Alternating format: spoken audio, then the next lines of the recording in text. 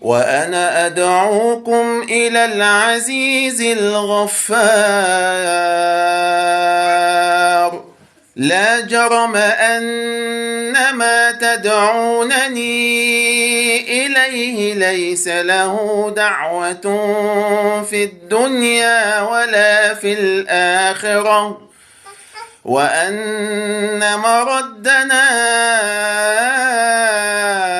إلى الله وأن المسرفين هم أصحاب النار فستذكرون ما أقول لكم وأفوض أمري إلى الله إن الله بصير بالعباد.